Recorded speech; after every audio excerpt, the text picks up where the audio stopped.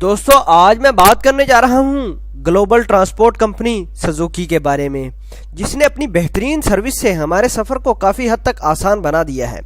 Suzuki ایک دو ملکوں میں نہیں بلکہ کل 160 ممالک میں اپنی سروس پرووائڈ کر رہی ہے، لیکن بہت کم لوگوں کو اس بات کا پتہ ہوگا کہ آلٹو، لینڈی اور سوئفٹ جیسے بڑے برانڈ سزوکی کی ہی بنائی ہوئی پروڈکٹس کے ہیں، اور یہ کمپنی کلاتھنگ میکنگ سروسز میں بھی بزنس کر رہی ہے۔ تو چلیے دوستو، سزوکی کے ساتھ جڑے فیکٹس کو تو ہم آگے چل کر ڈیٹیل میں دیکھیں گے، لیکن دوستو میں آپ کو اس کمپنی کی شروعات کیسے ہوئی اس کے بارے میں بتانا چاہتا ہوں۔ دوستو سزوکی کمپنی کا سفر شروع ہوتا ہے قریب 80 سال پہلے، اور اس کمپنی کو زمین سے اٹھا کر آسمان تک لے جانے والے کا نام ہے میچیو سزوکی، جو 1887 کو جاپان میں سمندر کے قریب واقع ایک گاؤں میں پیدا ہوئے، اور اپنی تعلیم کو پورا کرنے کے لیے وہ شہر چلے گئے، اور ساتھ ہی وہ ایک کپڑے بنانے والی فیکٹری میں کام کیا کرتے تھے۔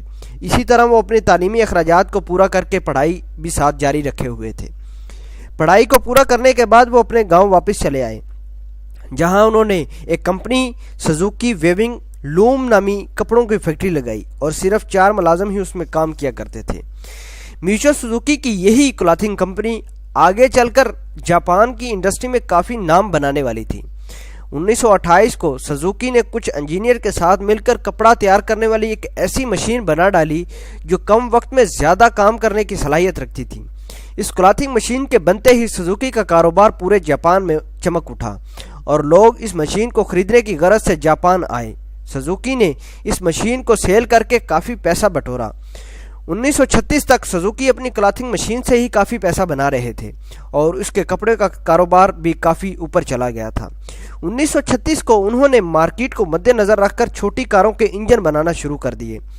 1937 کو انہوں نے پہلی بار ایک کار کا ڈھانچہ بنایا، اور سزوکی نے اپنے کپڑے کا کاروبار بالکل بند کر دیا اور اپنا سارا فوکس گاڑیوں کے انجن پر لگا دیا۔ دوسری جنگ عظیم کو یہ کمپنی کو مکمل طور پر سیل کر دیا گیا، چنانچہ میچیو سزوکی کا سارا کاروبار ٹھپ ہو گیا، اور سزوکی کمپنی کے مالک میچیو سزوکی روڈ پر آ گئے۔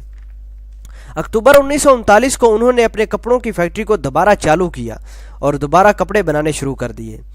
سزوکی کمپنی نے دوسری جنگ عظیم میں امریکہ کو کاٹن سیل کر کے اپنے آپ کو سٹیبل کرنے کی کوشش کی، لیکن 1951 کو یہ کوشش بھی اس وقت ناکام ہو گئی جب امریکہ نے ان کی کمپنی سے ایگریمنٹ ختم کر لیا اور سزوکی سے کاٹن لینا بند کر دیا۔ اگست 1952 کو سزوکی کمپنی نے دوبارہ گاڑیوں کو تیار کرنے کی کوشش کی، اور اسی سال ایک بائیسیکل بنائی جس کے ساتھ ایک انجن لگا ہوا تھا، اور یہ بائیسیکل کی قیمت کافی کم تھی، اور یہ بائیسیکل جاپانی لوگوں نے کافی پسند بھی کی تھی۔ یہی بائیسیکل کی اتنی بکری ہوئی کہ سزوکی کمپنی جاپان کی انجن بنانے والی سب سے بڑی کمپنی بن گئی۔ 1954 کو سزوکی کمپنی نے 6000 موٹر سائیکل ایک مہینے میں بنا کر پورے جاپان کو حیران کر دیا۔ 1965 کو T20 موٹر سائیکل بنائی، جو اس زمانے کی سب سے فاسٹ ترین موٹر سائیکل تھی۔ 1960 کو سزوکی نے ہیوی بائک بھی بنا ڈالی۔ سزوکی کمپنی نے کاروں کے علاوہ بڑے قیمتی موٹر سائیکل بھی بنائے، جن میں جی اسٹرائڈر، بائی پلین، کراس بیک وغیرہ شامل ہیں۔